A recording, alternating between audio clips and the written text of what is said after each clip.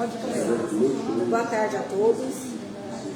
Sejam muito bem-vindos ao nosso encontro Educar para Incluir. Doenças raras na escola, conhecimento que transforma. Hoje celebramos um momento especial do diálogo entre profissionais e estudantes da saúde e da educação, unidos pelo compromisso de fortalecer a inclusão e ampliar a compreensão sobre as doenças raras no contexto escolar.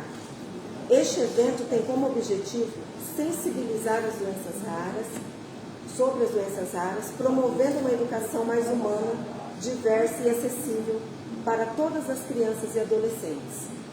E para compor a nossa mesa de abertura, que é com grande satisfação que convidamos para participar do nosso encontro, Educar e Incluir, Doenças Raras na Escola, Conhecimento que Transforma, a senhora Cristina Pena, que é representante da Secretaria do Estado de Saúde, coordenadora de Doenças Raras da Secretaria Estadual do Rio de Janeiro. O senhor Daniel, representante da Secretaria da Educação. O senhor Alírio Melo, artista renomado, que vem também a brilhantar, e ele é embaixador da APAE do Rio de Janeiro. E a nossa presidente do Comitê Estadual de Defesa dos Direitos Humanos das Pessoas com Doenças Raras, a senhora Clara Limbó. Não mais, né? Eu já trago a minha.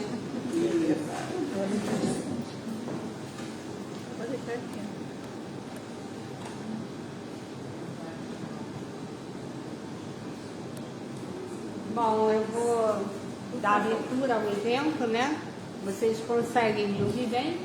Sim. Muita alegria que a gente está mantendo, né, o nosso evento. A princípio nós tínhamos planejado fazermos na Secretaria de Educação, mas por conta de uma agenda pesada lá na Secretaria de Educação, não foi possível que nós realizássemos lá. E hoje, a despeito de todas as controvérsias ocorridas, né, problemas da violência no nosso estado, e a gente vem acompanhando, né, e sofrendo com isso há algum tempo, mas tudo que envolve doença rara, nada é fácil, né? O diagnóstico não é fácil, o tratamento não é fácil, se discutir a temática não é fácil, porque as pessoas ainda não despertaram para a importância da temática. A doença rara não é algo que está distante, é alguma coisa que está mais próximo do que a gente imagina. De repente, na nossa família hoje, a gente não tem ninguém com doença rara, mas numa próxima geração, isso não é impossível de acontecer. Assim como nós mesmos, às vezes, apesar de, né, já somos adultos, já ultrapassamos a fase da infância, mas existem doenças raras que atingem pessoas na idade adulta. E a gente tem visto aí, cada dia mais, o diagnóstico de esclerose lateral amiotrófica acontecendo. Mas hoje a nossa temática é educação, né? Não é à toa que o comitê ele é um órgão da Secretaria de Direitos Humanos e da Educação. Por quê? A maior parte das doenças raras acomete as crianças na infância, na primeira infância. 75% das doenças raras são crianças atingidas. E muitas vezes elas não passam da primeira infância, por conta do retardo do diagnóstico, e quando elas chegam à educação, à escola, são várias barreiras encontradas. Primeiro, as dificuldades de lidar, de conhecer, saber o que fazer, como ajudar o aluno, né? E a gente entende que é uma temática pertinente. Fizemos esse evento no primeiro mandato da Cristina, quando ela era presidente, foi durante a pandemia, um evento totalmente online. Hoje nós estamos fazendo um evento híbrido, tentando alcançar aquelas pessoas que porventura não conseguiram chegar inscritas, mas não conseguiram chegar por conta da situação já relatada. qualquer forma, agradeço a resiliência, a resistência de todos que estamos aqui, né? E vamos dar continuidade. Muito obrigada pela participação de vocês, a mesa de abertura, dos palestrantes que estão conosco e daquelas pessoas que já estão, né, na caminhada já e continuam nessa luta. Muito obrigada.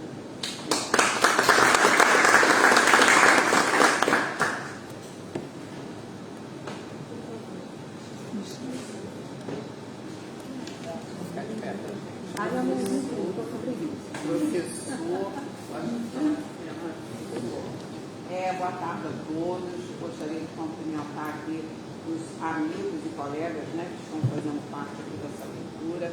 Em primeiro lugar, cumprimentar a Clarinha, que é a nossa presidente desse comitê.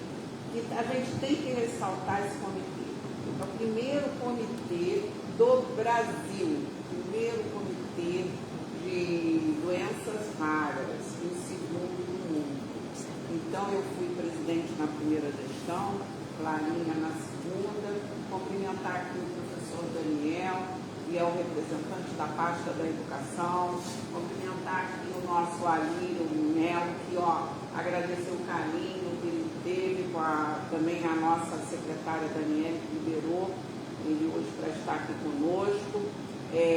Também cumprimentar aqueles que estão online com a gente nesse momento e dizer da importância desse evento, né? Educar para incluir. A gente fala muito em inclusão o tempo inteiro, mas o incluir é em todos os segmentos da sociedade. A gente precisa realmente conscientizar gestores, a população, porque não existe diferença. Todos nós somos iguais. Eu ontem estava num evento para falar da consciência negra. É muito complicado, a gente tem leis, são leis, o Rio de Janeiro é o primeiro estado a ter um estatuto para doença rara. E aí os deputados ainda têm que começar a fazer leis. Mas é um direito, é direito à saúde, à educação, o esporte, lazer, a cultura, é direito a tudo. E o primeiro direito é direito à vida. Então a gente está falando desse trabalho que a gente percebe que é formiguinha, nós somos formiguinhas, mas isso vem crescendo, né? A gente vai trazendo essa questão de seminários, congressos, procuramos participar, a própria Secretaria de Estado, a doutora Cláudia, trago também um abraço, que ela foi convidada para vir ao evento. Lá nós criamos uma coordenação de áreas, onde lá nós temos uma câmara técnica, e Clarinha e Fátima fazem parte. Então aqui a gente tem nossos membros do comitê, né? Eu vejo aqui a Érica, ela sai de São Paulo, não mede esforços, ela vem, né? Nós temos aqui a Marta do IFF, Joyce, que é incansável também, doutora Joyce, a gente já tem chama de Joyce, né? Cheia de intimidade, Fátima, né? E tantos outros.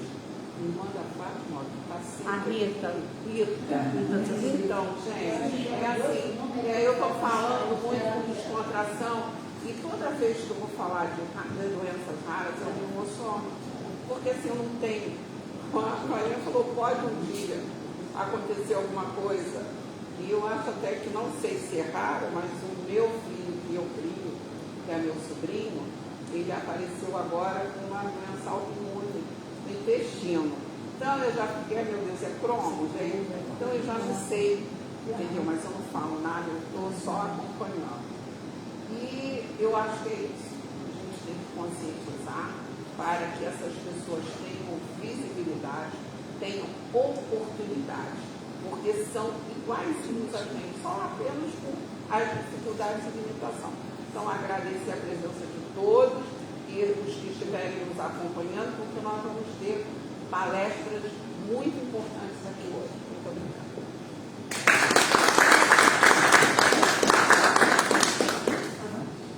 Será que eu levanto ou eu sento? Professor, do jeito que você quiser. Eu não sei. Gente, boa tarde a todos, boa tarde. Cumprimento todas as mulheres, tanto presentes quanto online, na figura da nossa presidente, Clara. Cumprimento todos os homens presentes, acho que eu e o Tem mais um ali. Nosso também, nossos amigos de casa. É claro, eu acho que essa é uma política que a gente precisa disseminar. As doenças raras hoje, elas vêm tomando essa força. E óbvio que elas trazem, principalmente essa tratativa que ela é intersetorial. E aí ela esbarra exatamente na pessoa com deficiência, que já é uma temática hoje superativa e super disruptiva. Dentro da educação, a gente precisa tratar as doenças raras dentro do contingente das deficiências múltiplas.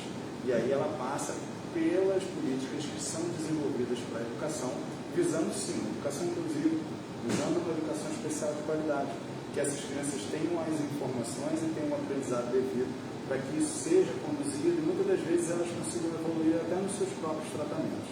Eu entendo a saúde e a educação pilares muito fortes, sem tirar nenhuma responsabilidade da assistência, que a gente entende, e até pela sociedade que vivemos, a importância que nós temos de políticas sérias de assistência e políticas muito focadas, e acho que uma câmara técnica, como disse minha querida professora Cristina, ela é extremamente importante que a saúde esteja focada. A gente verifica pesquisas saindo a cada dia, e dessas pesquisas a gente tem soluções o tempo inteiro, se alterando, se alternando, algumas consolidando ações já tomadas, outras informando a gente sobre situações que a gente pode explorar. Dentro da educação, acho que a gente tem que tratar assim, tratar nossos meninos, colocá-los cada vez mais preparados para o seu dia a dia, principalmente porque quando a gente transforma esses meninos lá na educação, lá na primeira, na segunda, no ensino médio, você com certeza vai ter uma sociedade muito mais inclusiva. E essa sociedade que a gente não precisa mais discutir sobre inclusão e que a gente finalmente tenha um ambiente para todos, sem nenhum tipo de discriminação, sem nenhum tipo de diferença. Tá? Não vou me alongar muito. Esse é um evento técnico e assim, são discussões que com certeza vão trazer muito conhecimento, muito empoderamento para as pessoas que estão aqui presentes e as pessoas que estão em casa. Tá, gente? Obrigado a todos. A gente está à disposição. A educação, com certeza, está aí como um pilar para ajudar a todos. Obrigado.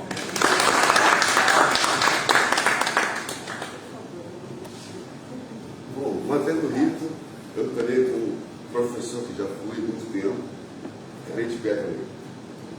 Mas eu fui conclamado pela Cristina, minha grande amiga, para fazer esse evento, para contribuir com a minha arte, com a minha música, com o meu violino. Mas, infelizmente, devido a problemas técnicos, não podemos executar hoje. Mas eu acho que Deus sabe o que está fazendo e nada acontece por acaso em nossas vidas. Então, eu vou dar um novo depoimento. Eu acho que vai contribuir um pouco também. Eu tenho meu santinho, ele nasceu com a Apgar de 9,10, excelente, e depois de um mês praticamente, ele estava com o nariz entupido, e vamos ver o narizinho dele, vamos, tal. E o que aconteceu? Aconteceu que o médico viu a orelha e falou, vamos fazer uma tomografia e tal. Aí fizemos a tomografia, ele estava com dois hematomas frontobilaterais, teve uma microcefalia em consequência disso, e ele também estava com uma dupla circular de cordão. Cada um fala uma coisa, mas são desígnios de Deus. E ele teve essa teta parecia que tem os movimentos, mas são involuntários. Gabriel não fala, não anda, mas que tem uma energia, nossa, impressionante. É uma coisa muito assim, todo lugar que nós vamos, nas minhas viagens e tal, quando eu posso levá-lo, e as pessoas correm para abraçá-lo. Eu estava na Grécia, eu estava com a segunda mãe dele, a Carla, que todos os dias na frente para pegar um ônibus para o passeio e tal, e no meio do caminho veio um senhor, me pediu se eu podia abraçar, posso abraçar o seu filho? Eu falei assim, calma, ele ficou abraçado assim uns 15, 20 segundos e foi embora, não falou nada. Isso acontece muito com o Gabriel. E o que aconteceu? Gabriel, as pessoas falam assim para mim, Alírio, mas tal, você, o seu filho. Eu não tive um filho. Eu tive um anjo de Deus que Deus deu essa graça, porque as pessoas falam, você tem um filho especial e tal, coitado. Mas coitado de quê? Eu gostaria de saber. Porque se vários pais, meu filho está andando, correndo e tal, por que o meu não é? Ele não é. Gente, isso não é um fardo, isso é um presente. Nós somos escolhidos. Os pais são escolhidos. Mãe é relicário sagrado. Mãe com filho especial, então é quase Nossa Senhora, entendeu? Assim, na minha concepção. Então, assim, e as pessoas que passam por isso são pessoas que, meu Deus do céu, graças a Deus, porque são pessoas que, enfim, isso envolve outras vidas, envolve tanta coisa. Só que são pessoas agraciadas por Deus por isso. Então é por isso que eu falo, eu sou filho, eu sou pai de um anjo próximo de Deus. Isso aí é fantástico. A energia, eu fiz uma música praticamente psicografada. O que eu quero fazer? Meu sonho é conseguir empresas para patrocinar um projeto que eu tenho, que eu quero fazer um DVD, um antigo DVD que agora é audiovisual, e eu quero viajar ao Brasil, para os grandes teatros. Eu sempre chego 2 dias antes para fazer TV, rádio, divulgação. Eu quero conhecer as instituições que eu vou doar. Não é doar 30% como todo mundo, eu quero doar 100%. Como, por exemplo, eu queria fazer um DVD, eu ia doar Maria de Lourdes, aqui em Jacarepaguá, que é fantástico, assim. Só que eu confesso que eu não tenho muita estrutura para ir lá. Eu choro muito, assim, eu sou quase uma mulher, entendeu? Assim, o psicólogo, eu fiz terapia de casal, na época que eu me separei, né? E ele falou, Aline, você mais 5 minutos, você seria uma mulher, você é muito feminino, com a sensibilidade. E essa música que eu fiz foi praticamente psicografada, eu fiz uma música linda, que eu quero que os pais cantem para os seus filhos, só vai mudar o nome. É uma coisa assim, fantástica, né? E o que acontece? A minha ex-mulher, que é Cláudia Valéria, juíza federal, ela é a presidente da comissão das pessoas com deficiência no tribunal da 2ª região. Ela faz muito por isso também, ela defende muita causa. Eu faço muito show beneficente para pai. Na antiga gestão, que era o José Eustáquio do APAI, ele me colocou como embaixador do APAI, mas eu faço, gente, que contem sempre comigo, vai ter não sei o que, não sei o que. Eu faço muita coisa com o pessoal do autismo, o pessoal do síndrome de Down, enfim, da Sheila Fedon, da Adriana. Eu estou sempre ligado a isso, por quê? Eu já era um cara espiritualizado. E depois que Deus me deu esse presente, porque as pessoas pensam, só correm atrás de valores de dinheiro. Só que eu tenho muitos amigos que são muito pobres, que só têm dinheiro, infelizmente. Então, assim, esses são os valores. E as pessoas que estão próximas a esses valores são pessoas que você tem que abraçar, você tem que... Muita gente que eu conheço do meio artístico tem filhos especiais e não expõe. Não sei o que, tal. No meu Instagram, eu tenho só coisas do meu trabalho, a minha mãezinha de 92 anos de idade, fazendo de conta, eu vou para a ginástica, toca piano, cantora lírica e tal, e minha mãe ou meu filhinho. Por que você coloca o seu filho? Eu coloco o meu filho, que é a minha obrigação. Os pais têm que ter essa obrigação de expor seus filhos. As pessoas têm que tomar conhecimento, as pessoas têm que ver e têm que até tomar como exemplo. Poxa, se fulano está expondo com orgulho o filho ou a filha, nós temos que expor também, e temos que lutar por isso, e temos que aproveitar ao máximo o tempo que eles estão com a gente, o máximo possível, aproveitar, ganhar essa energia, aproveitar tudo, porque ali é uma conversa próxima com Deus, entendeu? Estar perto dessas pessoas é uma conversa próxima de Deus, então vocês têm que aproveitar isso. Eu acho que, desculpa, eu sou muito transparente, eu falo até demais e tal, acho que passei até do tempo que eu tinha que falar, mas já que eu não pude hoje passar o meu violino, eu estou dando o meu testemunho como pai. Amem seus filhos, não é só amar, eu acho que a minha filosofia é o seguinte: você viver bem é você ter uma boa alimentação, uma atividade física, você fazer muito pelo próximo, mas muito, e agradecer constantemente, agradecer tudo. Eu agradeci que não vou tocar aqui hoje, e Deus sabe o que está fazendo. Então, assim, nós temos que agradecer muito. Caráter é tudo aquilo que a gente faz que ninguém vê, só Deus está vendo. Eu vou limpar aqui, está todo mundo vendo, quero ver eu limpar sem ninguém ver. Então, eu acho que o vil metal é importante, temos que comprar tudo, temos que ganhar tudo, mas eu acho que é importante, os valores que nós precisamos não são esses, está tudo errado. Os valores são outros, entendeu? Então, assim, você que tem um filho especial, você que é uma pessoa especial, eu acho que agradeça muito a Deus. Agradeça muito a Deus, porque é um presente direto de Deus. E Deus não sabe, ele só vai agraciar as pessoas merecedoras, as pessoas que eu chamo, porque não existe coincidência nas nossas vidas. Ah, não sei o que coincidência, não existe. Existe Jesuicidência nas nossas vidas. Eu acho que você vai fazer. A gente quando faz uma oração, meu Deus, faz isso para mim e tal, não vai sair amanhã, só se for uma coisa emergencial, ele vai fazer e vai ficar de olho em você. Eu acho que eu quero entrar para o exército amanhã, eu quero entrar sendo major. Não, você vai entrar, você vai ser raso, soldado, sargento, tenente, capitão. Você vai com calma. Ah, eu vou seguro no meu carro, quero logo um bônus 10 para pagamento. Você vai ganhando os seus créditos. Você está fazendo um monte de coisa legal, está no 9. Você fez uma bobagem, vai voltar para a fila. Então a nossa vida é assim. Então a gente tem que fazer o máximo por essas pessoas, por essas crianças, por esses adultos. E eu acho que é o que falta na gente hoje em dia, é você olhar mais para dentro e passar mais o teu sentimento. Aprende a ter um sentimento, aprende a ter um bom sentimento e passar para os teus filhos. O meu Instagram, se eu puder dar aqui, que é @Alírio Melo Oficial. A2LYRIO. Melo com 2 L's oficial. Alírio, mas você faz o quê? Um violino?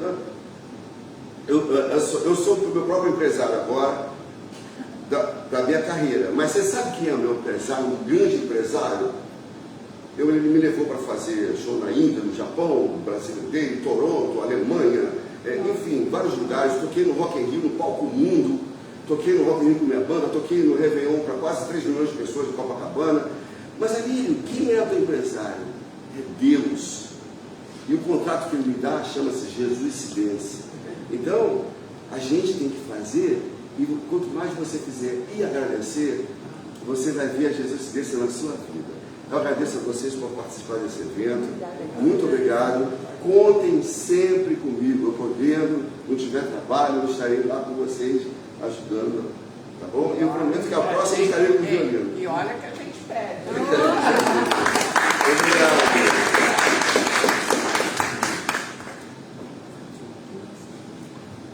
Nós vamos desfazer a nossa mesa agora, mas não poderia deixar de agradecer a todos, principalmente a presença do Alírio aqui com a gente, que deu um testemunho.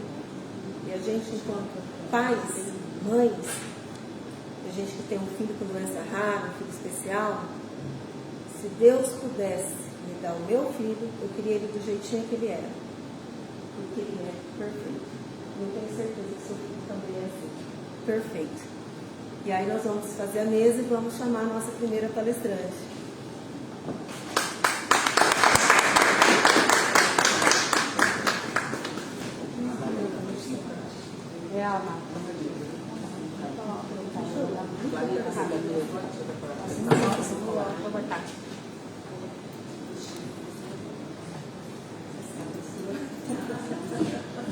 Melhor pagar a luz, né? Bota no braço aqui em cima, pai. Aqui em cima? No braço. Tá lá. Vamos para a nossa palestra magna.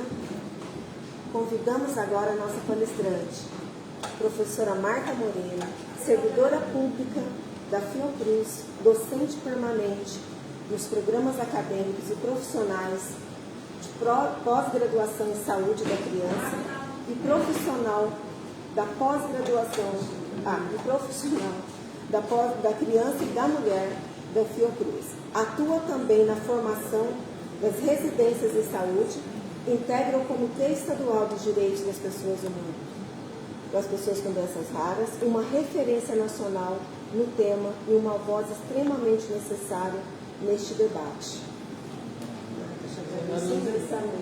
Tem muita coisa aí, mas vai ser muito. Deixa eu chegar para cá. Primeiro, gente, assim, queria dar boa tarde a vocês. Assim, vou tentar fazer uma fala. Eu, propositalmente, assim, preparei poucos slides. E eu acho que a ideia é que a gente pudesse fazer uma entrada talvez mais próxima das pessoas. Eu imaginei que o público que a gente pudesse ter também são de educadores, né? Então, eu sou psicóloga de formação, mas eu hoje, né, me apresento também como professora, né? Então, assim, eu estou há 29 anos na Fiocruz, uma entrada por concurso público, propositalmente me apresento como servidora pública, porque isso tem uma intencionalidade política, já que a gente tem que priorizar da parte do Estado que a gente possa ter servidores públicos, concurso público, né? Porque é disso também que vem a garantia da continuidade das propostas políticas que a gente está fazendo, tá? Então, assim, primeira conversa que eu queria ter com vocês, eu acho que a ideia é pensar que, quando até a Érica me convidou, ela falou assim, não, a intersectorialidade nas doenças raras. Eu disse, olha, vamos colocar antes das doenças as pessoas. Porque as doenças, elas não saem andando sozinhas pelo mundo, né? Só existem doenças raras encarnadas em pessoas. Então, são pessoas vivendo com doenças raras. E eu esperava ter professores, eu tenho professores comigo, né? Mas eu queria entre nós, né? A gente usa muito duas figuras de linguagem quando a gente fala das pessoas com doenças raras, né? Uma é falar a doença rara de uma forma metonímica, ou seja, você pega a doença e isso é um pedaço daquela criança, daquele adolescente, e esse pedaço se torna o todo dela. Então, ao invés de você apresentar a criança que vive com doença rara, mas também é uma criança que pode ser uma criança negra, periférica, filha de uma mãe solo ou de uma mãe de classe média, escolarizada, você apresenta a doença rara como se ela tomasse toda a totalidade da doença. Isso é uma operação que a gente chama de metonímica. Você toma parte pelo todo. A criança não é só a doença que ela tem como diagnóstico, tá? A outra coisa, né, a outra figura de linguagem que a gente usa muito é a metáfora, tá? Daria na frente aqui do minimiza, né? A metáfora, ela é o eufemismo, na verdade. A gente usa alguns eufemismos. É o especial, né? É o pobrezinho, é aquele que a gente perde, de uma certa maneira, suas características de potência e em função de uma sociedade que, a priori, espera aquilo que é dito muito, entre aspas, como sendo a criança perfeita. A criança, a adolescente, a futura adulta. Eu acho que antes de eu falar, eu acho que algumas coisas dessas estão circulando entre nós, né? Não é à toa que pais e mães, eles fazem tanto esforço em dizer que as crianças de seus filhos são muito importantes. Porque, a princípio, a primeira puxada é para colocar essas crianças e esses adolescentes como menores, como aqueles que a gente deveria olhar com pena, com uma certa ideia de que eles têm que viver separados, quando ali diz assim, não, a gente tem que apresentar, porque durante muito tempo eles viviam escondidos, né? Crianças que a gente até não chamava por doenças raras, né? Porque vamos pensar que as doenças raras elas sempre existiram, mas a deficiência, de uma certa maneira, é uma grande categoria onde a gente as coloca. Então, a criança com deficiência, ela acaba sendo também um pouco a criança com doença rara, né? As doenças raras se apresentam também como, assim, características de um corpo com deficiência, tá? E aí, essa primeira lâmina é exatamente assim, um ponto de partida. Nunca estaremos falando das doenças raras, a não ser que a gente esteja, claro, num cenário médico, depois Joyce vai trazer diagnóstico, vai conversar com a gente sobre, né?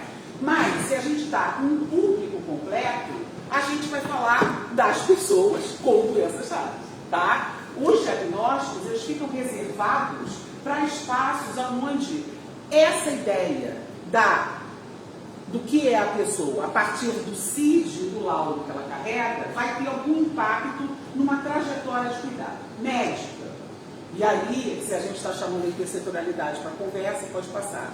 Clarita, não adianta a gente querer conversar só com a medicina. A gente precisa conversar com a sociedade civil, a gente precisa conversar com professores, porque a gente também está dizendo o seguinte, essa criança não pode ficar escondida dentro de casa. Então a ideia é que essas crianças e adolescentes estejam no mundo. Então eles precisam de escola, eles precisam de lazer, eles têm que estar garantido o direito a deslocamento em espaços públicos. E aí, gente, alguns conceitos são importantes, né? Quer dizer, a gente não vê a criança rara andando na rua, mas a gente vê as pessoas que vivem com doenças raras. Para vocês terem uma ideia, essa grande categoria de doença rara reúne cerca de 8 mil diagnósticos. Tá? E aí, a estratégia de chamar de doença rara é uma forma de você fazer com que o pequenininho, quer dizer, aquela coisa que pode passar desapercebida, possa ganhar força na organização civil da sociedade. Então, a gente fala de uma política nacional de doenças raras. A gente não fala uma política nacional para osteogênese imperfeita separada da política nacional de doenças raras. A gente tem um protocolo de diretrizes terapêuticas chamado osteogênese. Né? A gente não vai falar de política da síndrome de Charcot, ou outra doença não vai. Né? Então, todas essas categorias diagnósticas, elas são colocadas dentro de um grande corpo, que se chama doenças raras, que são mais de 8 mil diagnósticos. Alguns que a gente não consegue nem pronunciar o nome. Tá? Então, a gente, quando pensa na distribuição das doenças raras, por que elas são raras? Porque elas atingem muito pequenamente. A distribuição é de 65 pessoas por 100 mil habitantes. Tá? E aí, eu queria, de mais uma vez, a gente tem acesso aos diagnósticos, a gente precisa às vezes, desse nome, como se fosse um passaporte, para a gente ter algumas coisas garantidas. É importante saber que a fibrose cística existe e que ela precisa de protocolos de diretrizes terapêuticas, mas na hora da organização política, às vezes é melhor juntar as pessoas com fibrose cística, as pessoas com osteogênese, as pessoas com AME. Por quê? Porque isso vai fazer uma grandeza de luta comum. E a luta comum está onde? Eu preciso saber, não só da doença, eu preciso saber das pessoas. Por isso eu preciso de política. Aonde essas pessoas moram, se elas estudaram ou não, o que elas comem, qual é a sua raça, a idade que elas têm, a classe e a renda. Porque eu sei que muitas das vezes as crianças vão ser discriminadas também porque são crianças pretas, além de terem deficiência. Certo? Pode passar, Maria. E aí, gente, por que a Marta, né, que sou eu, resolvo trazer a história, começar agora a falar da deficiência? Porque a deficiência, mal ou bem, é o campo também de reconhecimento dessas crianças. Por exemplo, a gente está, né, trabalho em Fernandes Figueira. As mães lá dentro dominam todos os nomes de diagnóstico. Se você perguntar, se você fechar o olho assim e conversar com uma mãe ou com um pai, existem pais, né, mas a maioria são mães, elas falam com você e você, de um olho fechado, você pode imaginar que você está falando com um profissional de saúde. Essa sensação tem a ver também com o domínio das pessoas que é necessário sobre aquilo que está na vida dos filhos delas. E que tem a ver também com o poder, de poder ter poder sobre determinada situação e dizer o seguinte, eu tenho capacidade de falar sobre isso, inclusive com você, profissional de saúde. Eu não tenho seu diploma, mas eu entendo muito bem disso. Posto isso, o que essas pessoas começam a construir? Elas começam a construir também alianças nesses espaços que são muito especializados. Mas quando as mães atravessam a ponto de ônibus e essa criança tão diferente, ela aparece para outra pessoa que não conhece, aí alguém pergunta assim, mas o que seu filho tem? Ela vai falar, muitas das vezes, não o nome do diagnóstico, ela vai falar, ele é especial.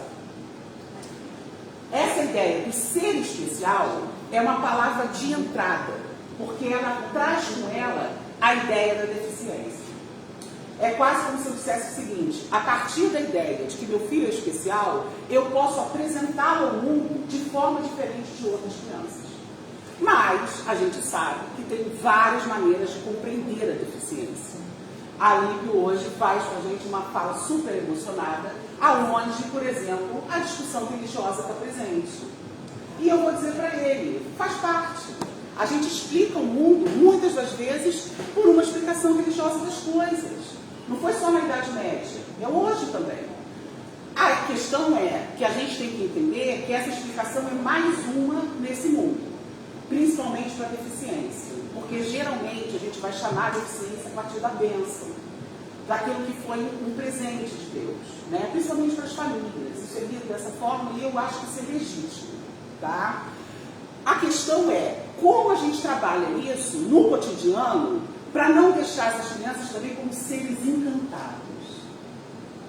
Porque quando eles se tornam seres encantados, eles ainda continuam muito especiais. Você sabe que ele é a potência da vida.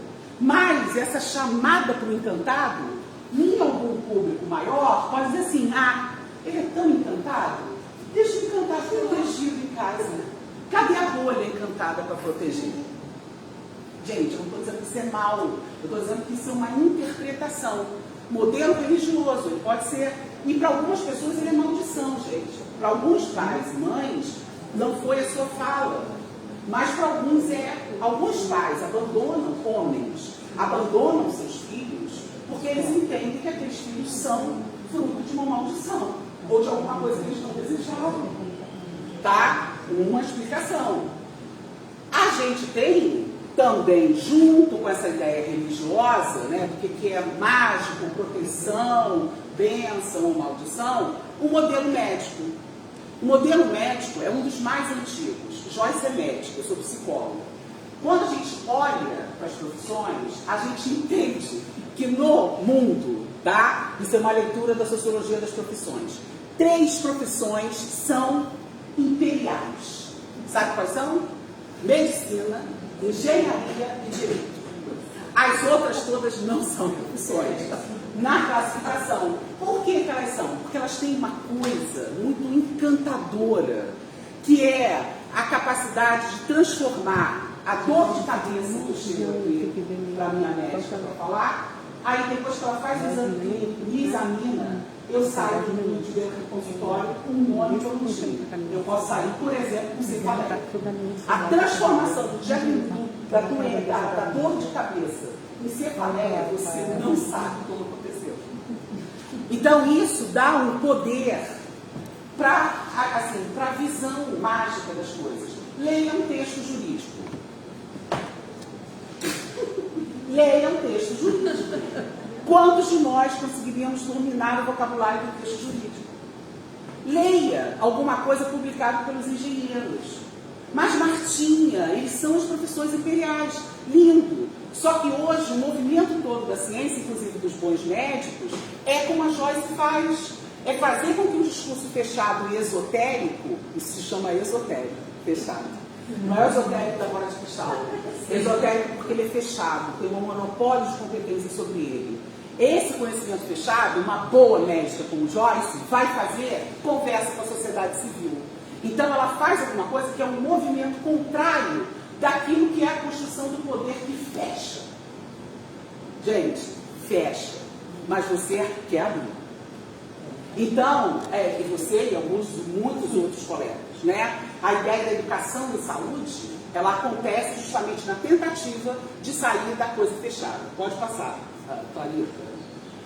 Mas é preciso que a gente entenda que o modelo médico sobre a deficiência, ele criou muitos problemas. Porque ele começou a ver sempre a deficiência pelo lugar da falta, pelo lugar do defeito, daquilo que precisa ser corrigido, de um certo, talvez, busca de remédio para consertar aquele corpo, né? Então a gente tem todo um movimento, a partir da década de 70, de nova sociedade civil organizada, fora do Brasil, dentro do Brasil, que vai criar aquilo que é a Convenção Nacional de Direitos Humanos das Pessoas com Deficiência. Tá? ONU, isso chega no Brasil. Sabe qual é o modelo de compreensão da deficiência nesses documentos? O modelo social da deficiência. O modelo social, gente, ele dialoga com a ideia também da interdependência. E um conceito fundamental. O problema não é o corpo de Clara. A questão é que se Clara entrar nesse espaço, e a gente não tiver aqui condições para que ela circule, ela fez uma fala super interessante.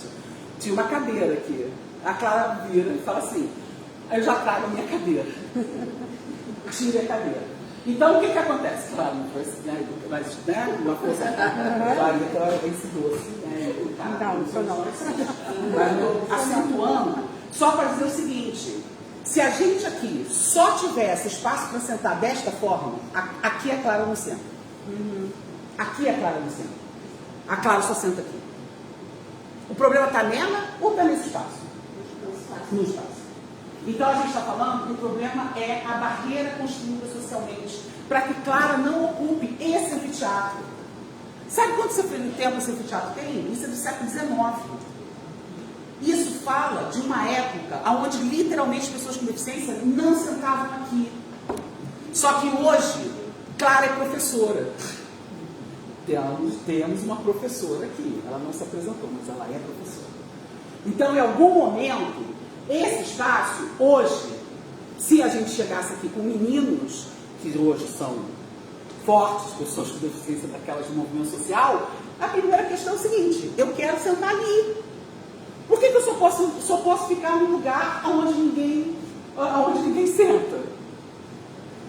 Isso é uma discussão do modelo social. Outra coisa importante, o modelo social, gente, ele está querendo não a independência. Apesar de ter o movimento da vida independente. Mas é um conceito importante hoje na sociedade de independência. Para você estar aqui hoje, e seu filho está em São Paulo, você tem uma rede que te dá suporte. Isso diz para a gente da relação de interdependência. Você é mais autônoma quanto mais rede você tem. Hoje meus filhos são adultos. Mas quando eu tinha meus filhos pequenos, se eu não tivesse creche, se eu não tivesse minha mãe, se eu não tivesse minimamente algumas amigas que me dessem suporte, eu não conseguiria ter chegado onde eu cheguei hoje. Então, a independência não é a ideia de que você vive sozinho.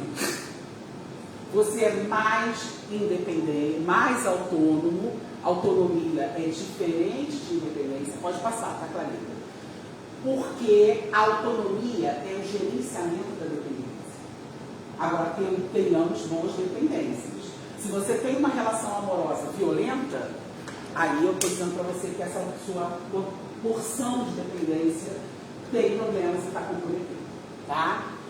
Agora, aqui, e eu não vou entrar de uma forma, né, grande, depois eu quero que o Clara passe logo, eu quero que a gente pense o seguinte, falar de deficiência no mundo hoje é falar de direitos, tá? Pode passar, Clarita. É falar de movimento social. Os nossos professores têm que saber disso.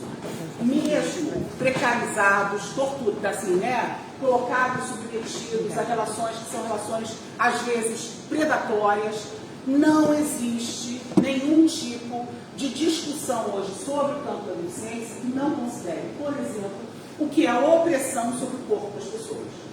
Capacitismo.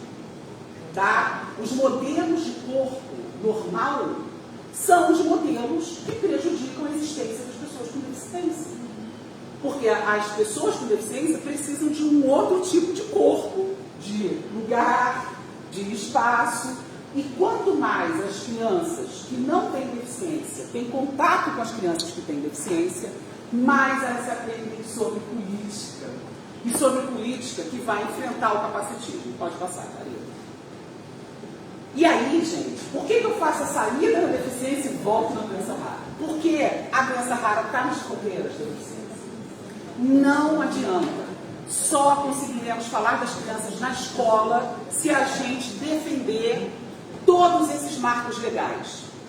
A gente tem uma política nacional de educação especial na perspectiva inclusiva, que é de 2008.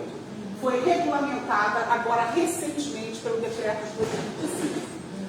Leia, porque está lá dentro todas as ferramentas para a gente pensar que a criança com deficiência não tem que ficar na sala separada da criança. O que tem que acontecer é o seguinte, o horário do contraturno, algumas atividades pelo professor de educação especial entrará em cena. E esse professor, junto com o professor regente, vão construir aquilo que é o plano educacional daquela criança. Então, a gente não precisa inventar roda, tem que ler. Agora, eu preciso também saber que a Política Nacional das Pessoas com Doenças Raras é de 2003. Mas a gente tem uma lei brasileira de inclusão, porque na hora que essas crianças com doenças raras chegam na escola, elas chegam com o corpo enunciando deficiência. Então, a gente precisa saber muito da política da lei brasileira de inclusão. Eu até posso saber da Política Nacional de Doenças Raras, pode passar, Clarita. Eu posso frequentar esse comitê, eu posso estar conversando com os médicos, com os psicólogos, com as assistentes sociais, mas eu preciso dizer o seguinte: a escola não é clínica. Sabe qual é o maior problema? É quando a gente, que é da área da saúde, entra na escola, mal entrar. Eu acho que a gente pode entrar, eu sou uma psicóloga de trabalho com criança e adolescente, a gente faz 1000 conversas com a escola, quando está na clínica privada, inclusive, né? Então, faz conversa, mas a gente não entra. Porque o lugar da escola é o lugar do professor. O professor é a criança, para ter acesso a todos os outros profissionais, ele vai na área da saúde. Mas, Martinha, você falou que ia dizer da intersetorialidade. A intersetorialidade pode ser construída através de estratégias de educação permanente. Como esse tipo hoje que a gente está. Fazer conversas. Joyce daqui a pouco vai falar também, que eu falei. A gente fazer conversas, pensar coisas juntas. Olha, temos essas questões, mas não fujam do plano legal da inclusão. Porque, de novo, a gente, para produzir, eu estou com educadoras, né? A gente não constrói educação se eu não interagir com aquele sujeito. Seja criança, adolescente, jovem, adulto, ou até os meus alunos de residência, mestrado e doutorado. Tá? Ou seja, não adianta me dar um laudo deles. Esse laudo não vai me ajudar a ser educadora. Agora, eles vão me dizer coisas. Marta, eu tenho uma aluna, né, no mestrado profissional, que é uma aluna que se autodeclara com deficiência com autismo. Uma mulher adulta, médica, tá? E ela veio dizer, e trouxe uma série de coisas. E a conversa que a gente tem que ter é o seguinte: como que a gente pode oferecer a você condições de você permanecer conosco? Essa é a primeira pergunta.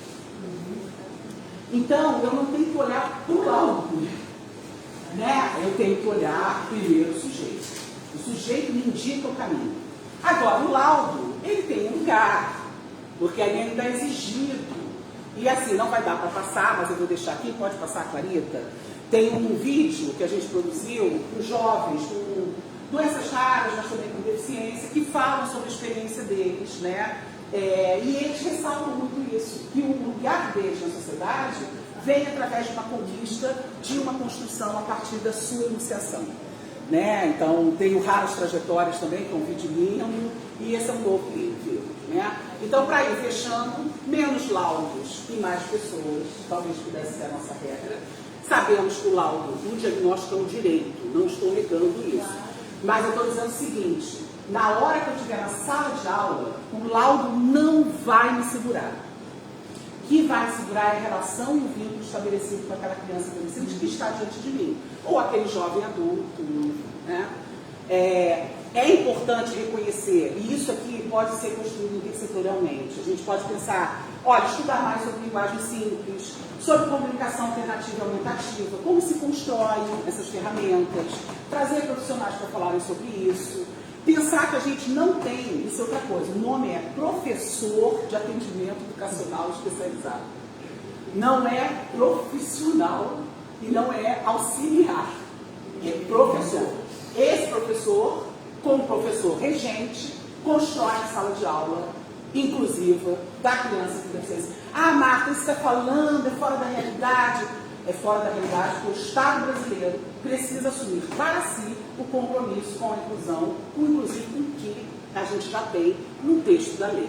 Né? Tem que transformar a lei em sangue no sentido de amor. Né? Não tem problema. Né? No sentido de que a gente entenda que a lei não é para ficar guardada, ela é para ser lida e dominada. Porque, inclusive, a sociedade civil sabe fazer isso muito bem. Né? Se precisar de alguma coisa, vai fazer. Né? Então, para a educação, mais educadores. Escola não é clínica, Vamos ler a Política Nacional de Educação Especial na perspectiva inclusiva, pensar sobre a atuação do contraturno, mas aí condições também, né, o salário dessas pessoas, quais os vínculos que elas têm, que não sejam precarizadas. Pode passar, Carita. Enfim, aqui, claro, né, não tem como fazer isso se não tiver investimento. Então tem que combater vínculos de trabalho predatório. Predatório mesmo, aquele que vai, moe a pessoa, faz adoecer, deixa triste. Professor doente não vai assumir sala de aula com força. Tá? A violência do Rio de Janeiro também está acabando com os professores. E a gente tem que falar em voz alta sobre isso. Para todas as crianças. Mas as crianças com deficiência fazem parte desse grupo. Tá? Então, onde domina o capacitismo, gente, há exclusão, há sofrimento e há busca de um padrão que mortifica. Tá? Pode passar, Carita. Aqui é o convite, né? Como não está com o QR Code, eu podia ter posto o QR Code, aqui entra direto no vídeo. Ele está dentro da plataforma do CAI, se vocês quiserem tirar uma foto e depois copiar, ali tem a fala dos jovens. É legal para fazer evento. São nem chega a 15 minutos, eu acho que são 12 minutos, tá? De vídeo. Depois eu vou mandar também para a Fatita e para a Clara. Pode passar, eu acho que acabou. Obrigada, gente. Desculpa, dei uma corrida. Desculpa se eu sou confusa, se eu sou emocionada, se eu sou apaixonada, se eu...